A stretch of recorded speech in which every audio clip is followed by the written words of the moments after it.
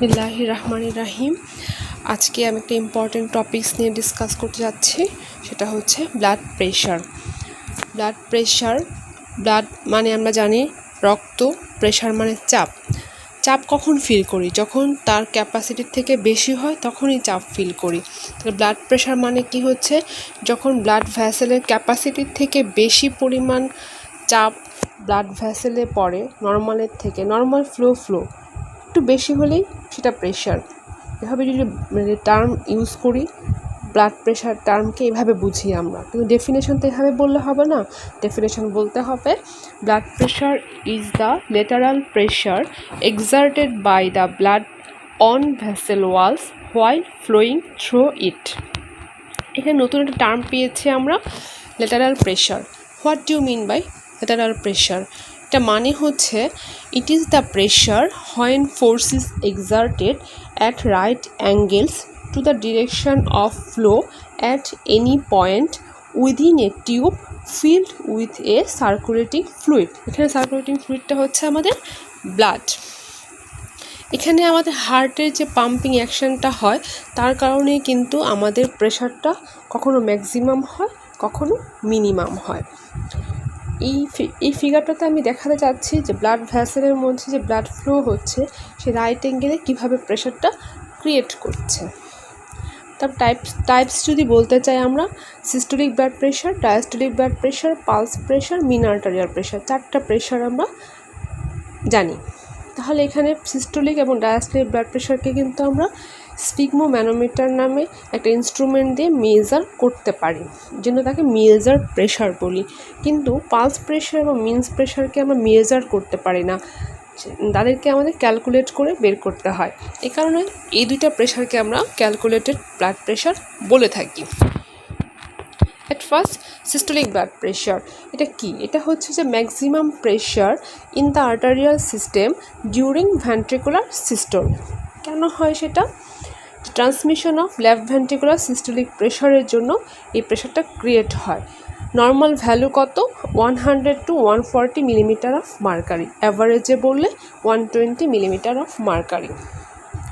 Exercise, excitement, meal এগুলোর সময় হচ্ছে আমাদের সিস্টোলিক ব্লাড প্রেশারটা একটু বাড়তি থাকবে এবং স্লিপ রেস্টের সময় কম থাকবে।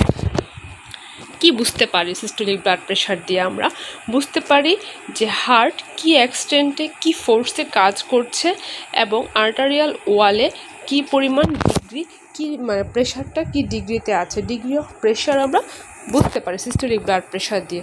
ডায়াস্টোলিক ব্লাড প্রেশার মানে কি? ডায়াস্টোল মানে হার্ট এক্সটেন্ড হয়ে আছে, এক্সপানশন হয়ে আছে, তাহলে এখানে প্রেশারটা কম থাকবে। এই সেন্সে আমরা বলবো ইট is the minimum pressure within the arterial blood stream during diastole.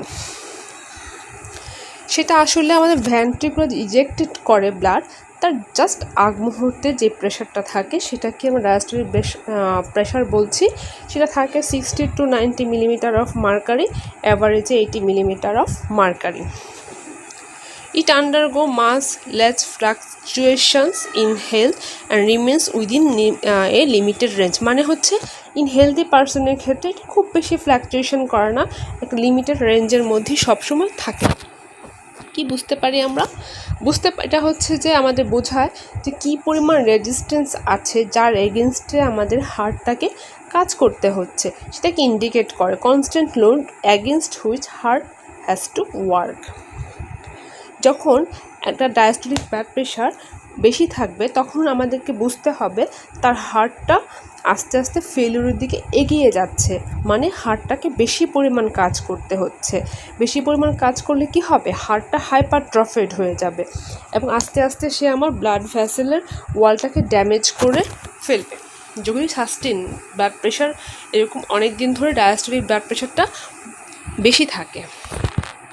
Pulse pressure মানে হচ্ছে খুবই সোজা, আমাদের সিস্টোলিক এবং ডায়াস্টোলিক ব্লাড প্রেশার ডিফারেন্সটাকে আমরা পালস প্রেশার বলছি। সেটা হচ্ছে 30 to 60 মিলিমিটার অফ মার্কারি, অ্যাভারেজে 40 মিলিমিটার অফ মার্কারি। আমাদের কার্ডিওভাস্কুলার সিস্টেমের কন্ডিশন সম্পর্কে ধারণা দিবে সেটা, এবং আমরা স্ট্রোক ভলিউম সম্পর্কে ধারণা পাবো। যখন আমরা ব্যায়াম করব তখন আমাদের স্ট্রোক ভলিউম বেশি থাকবে আমরা জানি, তখন সিস্টোলিক ব্লাড প্রেশার বেশি থাকবে, ডায়াস্টোলিক ব্লাড প্রেশার কম থাকবে, তখন কিন্তু আমাদের পালসটা স্ট্রং থাকবে। এই কারণে এই প্রেশারটার নাম হয়েছে pulse pressure.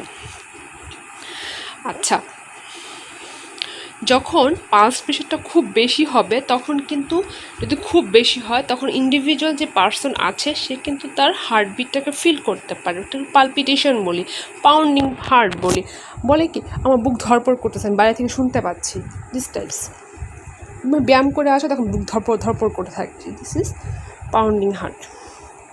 Mean arterial pressure বলতে আমরা বুঝি যে আমাদের কার্ডিয়াক সাইকেলের সময় যে অ্যাভারেজ আর্টারিয়াল প্রেশারটা হয় তাকে আমরা বুঝি।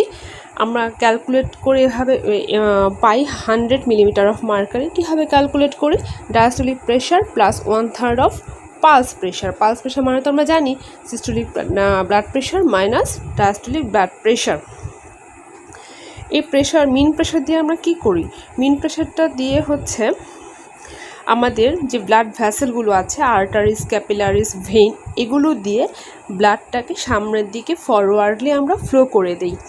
কীভাবে হয়? আমরা আর্টারিউলে যদি ধরি প্রেশারটা হচ্ছে 85 টু 80 মিলিমিটার অফ মার্কারি, আস্তে আস্তে কমে থাকবে। ক্যাপিলারি এন্ডে 32 মিলিমিটার অফ মার্কারি, এবং অ্যাট লাস্ট হচ্ছে রাইট এট্রিয়ামে সেটা ফল করতে করতে 0-তে চলে যাবে। কি লাভ তাতে? এতে আমাদের টিস্যু পারফিউশন হবে, টিস্যুতে পারফিউশনটা হবে ভালো। এখন বলতে পারো অ্যাভারেজ। নর্মাল হার্ট রেটে কিন্তু আমাদের যে কার্ডিয়াক সাইকেলটা আছে সেখানে কিন্তু সিস্টোলিক এবং ডায়াস্টোলিকের টাইম কিন্তু ইকুয়াল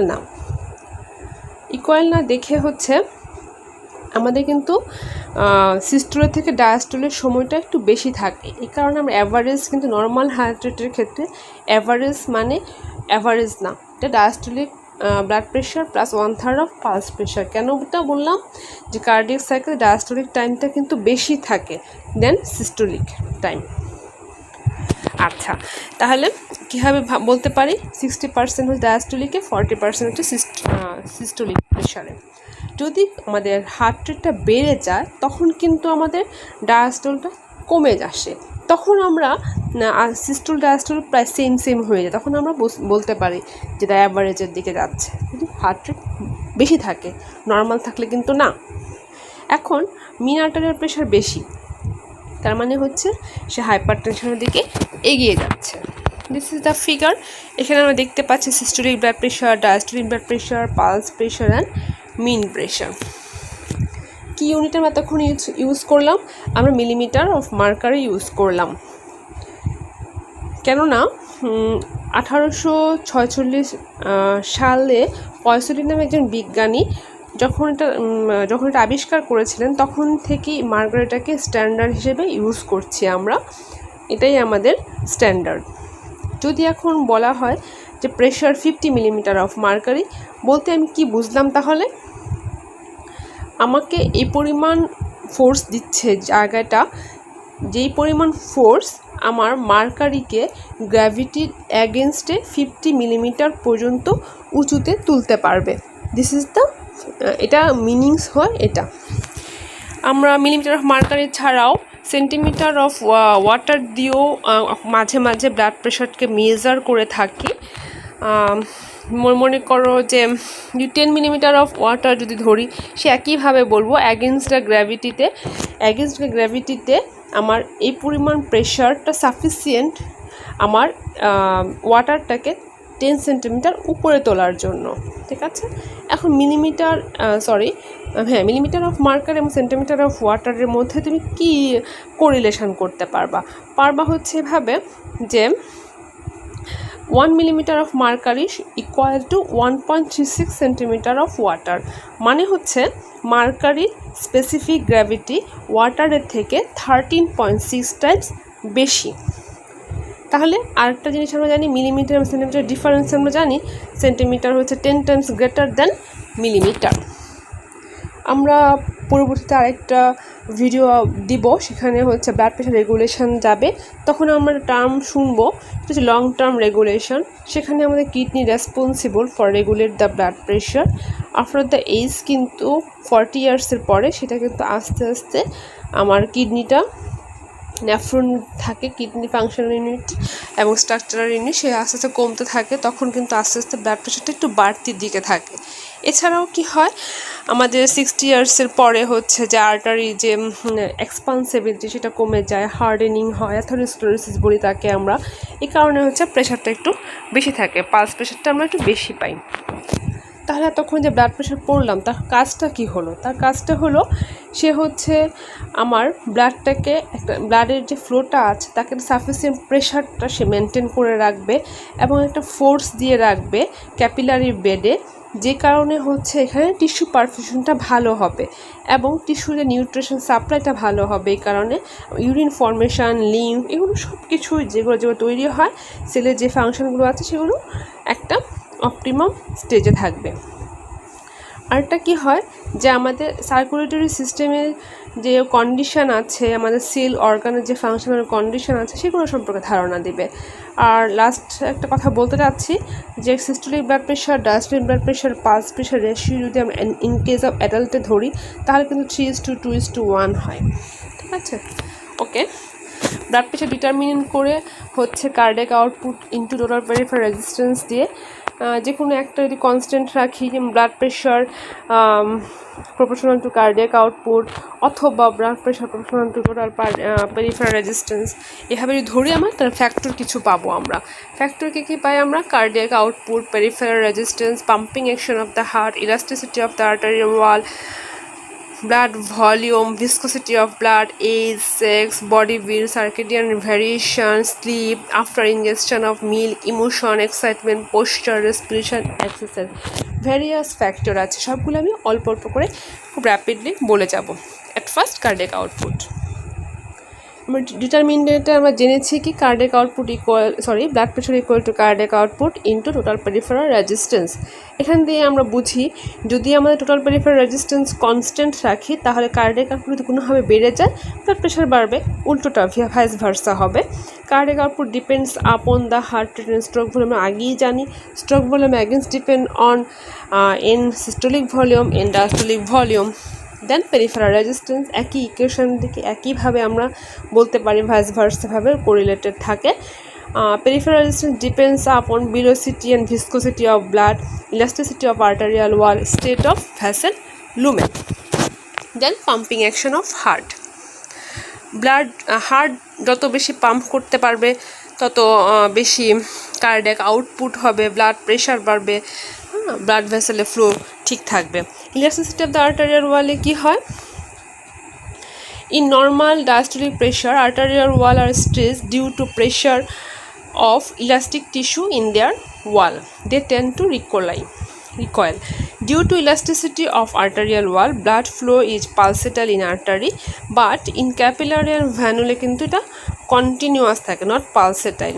ইন ওল্ড এজের ক্ষেত্রে কি হয় যে আমাদের আমরা আগেই জানি যে ওল্ড এজের ক্ষেত্রে ব্লাড ভ্যাসেলে কি হয়, স্ক্লেরোটিক চেঞ্জ হয়, এই কারণে হচ্ছে অত এক্সপান্ড করতে পারে না, যেন ব্লাড প্রেশারটা রাইজ থাকে। কিন্তু ব্লাড ভলিউমের ক্ষেত্রে কি হয়, যদি কোনো কারণে ব্লাড ভলিউম বেড়ে যায় তাহলে আমার সিস্টোলিক এবং ডায়াস্টোলিক উভয় প্রেশারই বেড়ে যাবে, কেননা the quantity of the blood in the artery system বেড়ে যায়। বেড়ে যাওয়া মানেই হচ্ছে আর্টারিয়াল ওয়ালটা স্ট্রেসড হয়ে যাবে। ভিসকোসিটি বেড়ে গেলেই হচ্ছে রেজিস্ট্যান্স বেড়ে যাবে, রেজিস্ট্যান্স বাড়লে আমার ডায়াস্টোলিক ব্লাড প্রেশারটাও বেড়ে যাবে। ফিজিওলজিক্যাল ভ্যারিয়েশনের ক্ষেত্রে আমরা এজ ধরতে পারি, এজ বাড়লে হচ্ছে আমার সিস্টোলিক এবং ডায়াস্টোলিক দুই ব্লাড প্রেশারই বেশি থাকবে। সেক্সের ক্ষেত্রে কি হয় আমরা জানি, ফিমেলের ক্ষেত্রে ম্যানোপোজ বলে একটা টার্ম আছে, যেটা আমরা এজ রেঞ্জ বলে থাকি 45 to 50 ইয়ার্স, তার অতটুকু পর্যন্ত ফিমেল কিন্তু সেফ থাকে। আফটার দ্যাট ইয়ার্স তার মেল এবং ফিমেলের প্রেশার কিন্তু সেম হয়ে যায়। ওবেস পার্সনের ক্ষেত্রে সিস্টোলিক ব্লাড প্রেশারটা একটু বেশি থাকবে। সার্কেডিয়ান ভেরিয়েশনের ক্ষেত্রে হচ্ছে স্লিপে আমরা একটু কম পাবো, আফটার ওয়াকিং আপে হচ্ছে হাইয়েস্ট পাবো। তারপর হচ্ছে ঘুমালে হচ্ছে স্লিপের ক্ষেত্রে 15 থেকে 20 millimetre of mercury systolic blood pressure আমরা কম পাবো। আফটার ইনজেকশন অফ দ্য মিল্কে স্লাইট ইনক্রিজ পাবো systolic blood pressure, emotion, excitement এগুলোতে বেশি পাবো। পোস্টারের ক্ষেত্রে হচ্ছে কি ডায়াস্টোলিক ব্লাড প্রেশার স্ট্যান্ডিং পজিশনে একটু বেশি থাকবে। ইন রিকম্বিনেন্ট পজিশনে হচ্ছে ডায়াস্টোলিক ব্লাড প্রেশার হচ্ছে একটু কম থাকবে দেন স্ট্যান্ডিং অ্যান্ড সিটিং পজিশন। রেসপিরেশনের ক্ষেত্রে হচ্ছে যে কি হয়, ইনস্পিরেশনের ক্ষেত্রে আমার ব্লাড প্রেশারটা কমে যাবে। এক্সারসাইজের ক্ষেত্রে একটু খেয়াল করতে হবে, সিস্টেমিক ব্লাড প্রেশারটা কিন্তু বেড়ে যাবে, সেটা মডারেট এবং সিভিয়ার যেই এক্সারসাইজই করো না কেন, কারণ তখন heart rate, cardiac output, venous সব বেড়ে যায়। হ্যাঁ, মেটাবলিক অ্যাক্টিভিটি অফ দ্য মাসেলে বেড়ে যায়, এনার্জি রিকোয়ারমেন্ট বাড়ে, অক্সিজেন রিকোয়ারমেন্ট বাড়ে, এসব কারণে হচ্ছে সিস্টেমিক ব্লাড প্রেশারটা বেড়ে যাচ্ছে। ডায়াস্টোলিকের ক্ষেত্রে কী হয়, যদি মডারেট এক্সারসাইজ করি আমরা তাহলে শার্পলি রাইজ করবে, কিন্তু সিভিয়ার এক্সারসাইজে কী হয়, ফল করে যায়। কারণ হচ্ছে কি, তখন কি হয়, টোটাল পেরিফেরাল রেজিস্ট্যান্সটা হচ্ছে কমে যায়। কারণ হচ্ছে যদি ব্যায়াম করার সময় মাসেলের ভ্যাজুলাইজেশন হয় সিভিয়ার এক্সারসাইজের সময়। আরেকটা কথা হচ্ছে ইফেক্ট অফ গ্র্যাভিটি জানা থাকলে ভালো আমাদের। আমরা নর্মালি কেন হার্ট লেভেলে ব্লাড প্রেশার মেজার করি, কারণ হচ্ছে হার্ট লেভেলের উপরের দিকে গেলে ব্লাড প্রেশারটা একটু হাই থাকবে, নিচের দিকে গেলে ব্লাড প্রেশারটা কম থাকবে। নর্মালি হচ্ছে 0.77 millimetre of mercury for each centimetre of vertical distance from heart. এই কারণে কিন্তু আমরা হার্ট লেভেলের আর্টারিতে ব্লাড প্রেশার মেজার করে থাকি। একটা স্পেশাল সিকোয়েন্স, যে প্রেগনেন্সিতে আমরা ব্লাড প্রেশার বেশি পাই, সিস্টোলিক ব্লাড প্রেশার বেশি পাই, কারণ হচ্ছে ব্লাড ভলিউম বেড়ে যায়, কারণ কি হেমোডাইলেশন হয়ে যায়, তো কার্ডিয়াক আউটপুট বাড়ে, ব্লাড প্রেশার বাড়ে। কিন্তু ডায়াস্টোলিক ব্লাড প্রেশার কিন্তু আবার কমে যায়, কারণ কি তখন প্রেগনেন্সিতে একটা হরমোন আছে, প্রোজেস্টেরন রিলিজ হয়, সে কী করে পেরিফেরাল ভেসেলটাকে ডাইলেশন করে দেয়। তখন কি হয়, ব্লাড ভেসেল স্মুথ মাসেলটা রিল্যাক্স হয়ে যায়, এই জন্য ডায়াস্টোলিক ব্লাড প্রেশারটা কমে যায়, যেন পালস প্রেশার বেশি পাই। পোলরিজকে আমরা আগেই বলেছি যে এখানে কি হয়, ব্লাড প্রেশার বেশি থাকবে, কারণ ইলাস্টিসিটি কমে যায়, থিকেনিং অফ দ্য আর্টারি বেড়ে যায়, কারণ কি একটু চেঞ্জ হয় আমরা বলি। হ্যাঁ, এগুলোর কারণে হচ্ছে ওল্ড এজে ব্লাড প্রেশার বেশি পাবো। একটা টার্ম পাবো basal blood pressure. What do you mean by basal blood pressure? Lowest pressure থাকে, যেটা হচ্ছে আমাদের অবশ্যই মেনটেন করতে হয় আমাদের বডিতে ব্লাড ফ্লোটাকে মেনটেন করার জন্য। সেটা আমরা কীভাবে মেজার করি, যখন সাবজেক্ট রিক্লাইন পজিশনে থাকবে এবং 5 to 6 hours after last meal comfortably one রুমে থাকবে, after resting for at least 30 to 40 minutes with a mind at possible কেসে। হ্যাঁ, ইজে তখনই হচ্ছে বেজাল। আরেকটা টার্ম পাবো সেন্ট্রাল ভেনাস প্রেশার। আমরা এতক্ষণ পরে বুঝে ফেলেছি আসলে সেন্ট্রাল ভেনাস কাকে বলি, আমরা রাইট এট্রিয়াল প্রেশারকে বলি আমরা। কারণ কি আমাদের blood from all systemic vein থেকে রাইট এট্রিয়ামে যাওয়ার জন্য হচ্ছে রাইট এট্রিয়ামের প্রেশারটা কম থাকতে হবে, 0 থাকে। যদি কোনো কারণে বেড়ে যায় কখন, যখন সিরিয়াস হার্ট ফেলিওর হবে বা ম্যাসিভ ব্লাড ট্রান্সফিউশন হবে, তখন কিন্তু একটু বেড়ে যাবে। এটাকে রেগুলেট করতে হয় দুইভাবে। হ্যাঁ, কীভাবে হয়, the ability of the heart to pump blood out of right atrium and ventricle into lung, the tendency of blood to flow from peripheral veins into right atrium. Applied physiology জানতে হবে, কারণ আমরা সবসময় শুনে থাকি প্রেশার বেশি, আমাদের pressure কম। মানে কি, হাইপারটেনশন আর হাইপোটেনশন। হাইপারটেনশন মানেই বুঝতে পারছি বেশি, হাইপো মানে কম। অ্যাট ফার্স্ট হাইপারটেনশন মানে আমরা বুঝি sustain elevation of systemic arterial pressure. Sustain কিন্তু বলতে হবে, একবার মাপলে হবে না, আমাকে কয়েকবার মাপতে হবে, কয়েকটা সেটিংয়ে মাপতে হবে, ইন্টারভেল দিয়ে মাপতে হবে। কয়েকবার মাপার পরও আমি দেখি যে প্রেশারটা বেশি, তখনই আমরা হাইপারটেনশন বলতে পারবো। নর্মাল রেঞ্জের থেকে বেশি পেতে হবে। নর্মালি হচ্ছে আমাদের ক্রাইটেরিয়া অনুসারে 140 সিস্টোলিক এবং ডায়াস্টোলিক 90 মিলিমিটার অফ মার্কারি থেকে বেশি থাকতে হবে। যদি একটা বেশি পাও, শুধু সিস্টোলিক ব্লাড প্রেশার বেশি পাও, তাহলে তুমি বলতে পারো শুধুমাত্র সিস্টোলিক হাইপারটেনশন, এই টার্মটা ইউজ করতে পারো। দুই ভাগে ভাগ করতে পারি, প্রাইমারি আর essential hypertension, secondary hypertension. Primary হাইপারটেনশনটা হচ্ছে যেটা কমপ্লেক্স, এখানে আমরা বুঝতে পারি না আসলে কী কারণে হচ্ছে, 85% ক্ষেত্রেই প্রাইমারি হাইপারটেনশন। সেকেন্ডারির ক্ষেত্রে হচ্ছে আমরা একটা ডিজিজের কারণে হয়, নোন ডিজিজের কারণে হাইপারটেনশন ডেভেলপ করে, দিস ইজ দ্য 15% কেস। প্রাইমারির ক্ষেত্রে কী হয়, আমরা আগেই বলেছি যে আমরা আন্ডারলাইন কজ জানি না, ব্লাড প্রেশার বেড়ে যায় কারণ পেরিফেরাল রেজিস্ট্যান্স বেড়ে যায়। হ্যাঁ, যদি প্রলং এরকম বেশি থাকে তখন হচ্ছে আর্টারিয়াল ওয়াল থিকেনিং হয়, অ্যাথেরোস্ক্লেরোসিস হয়। তখন কি হয়, সাস্টেন হাইলি স্ট্রেস কন্ডিশন থাকে, সিম্প্যাথেটিক অ্যাক্টিভিটি বেশি থাকে।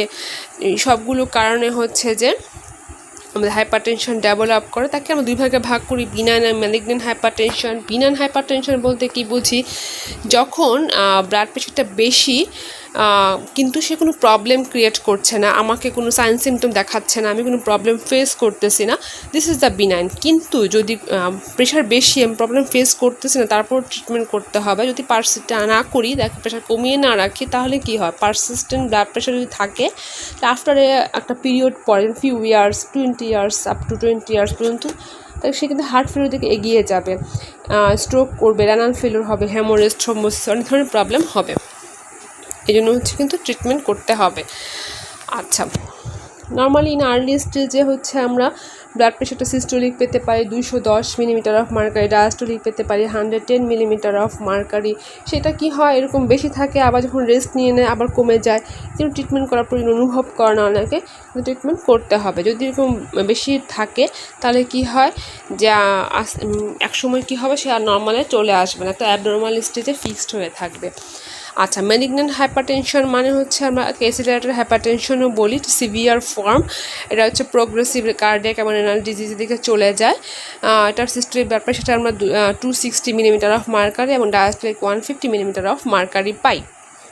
এটা ডেভেলপ করে অলমোস্ট সব সময় প্রাইমারি এবং সেকেন্ডারি দুইটার কম্বিনেশনে হয়। আচ্ছা, যখন ম্যালিগন্যান্ট হাইপারটেনশন হবে তখন কিন্তু আমার small blood vessel tunica intima দিয়ে তাকে সিভিয়ার ড্যামেজ করে ফেলবে। করলে কি হবে, আমার চোখের রেটিনাতে প্রবলেম হবে, আমার দেখতে সমস্যা হবে, হার্ট, ব্রেন, কিডনি সব কিছুকে সে এফেক্টেড করে ফেলবে। আস্তে আস্তে ফিউ মান্থ এবং 2 ইয়ার্সের মধ্যে ট্রিটমেন্ট না করি আমরা, সে কিন্তু মারা যেতে পারে। সেকেন্ডারি হাইপারটেনশন আমরা জানি যে নোন কজে হয়। কী কী কজ হতে পারে, cardiovascular, endocrine, renal, neurogenic hypertension and hypertension during pregnancy.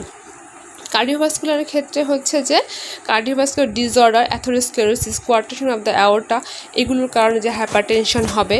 দেন হচ্ছে endocrine, pheochromocytoma, hyperaldosteronism, Cushing syndrome, এগুলোর কারণে যে হাইপারটেনশন ডেভেলপ করবে সে endocrine hypertension. Then renal hypertension, stenosis of the renal artery, tumours of the juxtaglomerular cell, glomerulonephritis, এগুলোর কারণেও hypertension develop করতে পারে। নিউরোজেনিকে কি হয়, আমার যদি ইন্ট্রাক্রেনিয়াল প্রেশারটা বেড়ে যায়, কিংবা হচ্ছে ট্র্যাক্টাসোটাস লিশন হয়, বা ক্যারোটিড সাইনাসে আমরা নার্ভ ফাইবারটা সেকশন করে ফেলি, এগুলোর কারণে যদি হাইপারটেনশন ডেভেলপ করে, this is the neurogenic hypertension. আবার প্রেগনেন্সিতে কি হয়, আমার টক্সিমিয়া অফ প্রেগনেন্সির জন্য কিছু সাম প্রেগনেন্ট ওমেনের প্রেশারটা বেশি থাকে, তখন হাইপারটেনশন ডিউরিং প্রেগনেন্সি বলি। কি হয় যে গ্লোমেরুলার ফিল্ট্রেশন রেট কমে যায়, এই জন্য হচ্ছে সোডিয়াম এবং ওয়াটার রিটেনশন হয়, এই কারণে ব্লাড প্রেশারটা বেড়ে যায়। এছাড়া কি হয় যে সাম অটোইমিউন প্রোগ্রেসিভ প্রসেস প্রেগনেন্সিতে শুরু হয়ে যায়, এবং হচ্ছে যে কিছু ভ্যাজাল কনস্ট্রিক্টর এজেন্ট প্লাসেন্টা থেকে রিলিজ হয়, এবং কিছু এক্সেসিভ হরমোন রিলিজ হয়, যেগুলোর কারণে ব্লাড প্রেশার বেড়ে যায়। কিন্তু আমরা কন্ট্রোল না করে একলামশিয়া ডেভেলপ করতে পারে। হোয়াইট কোট হাইপারটেনশন আমরা কথা শুনবো যে ডাক্তারের চেম্বারে গেলে প্রেশার বেড়ে যায়, বাসায় আসলে কমে যায়। This is the white coat hypertension, মানে অ্যাপ্রনটা হোয়াইট কালার, হোয়াইট কোট, দেখলেই ভয় পাই, প্রেশার বেড়ে যায়, বাসায় আসলাম নাই, আমার প্রেশার নর্মাল চলে গেল। কী কেন এটা হয়, emotion increase the cardiac output and peripheral resistance. আরেকটা টার্ম শুনবো আমরা, গলবার্ট হাইপারটেনশন। একজন বিজ্ঞানী গলবার্ট, তার নাম অনুসারে এই নামটা হয়েছে, তিনি এক্সপেরিমেন্টালি ডগের উপরে এটা করেছিলেন।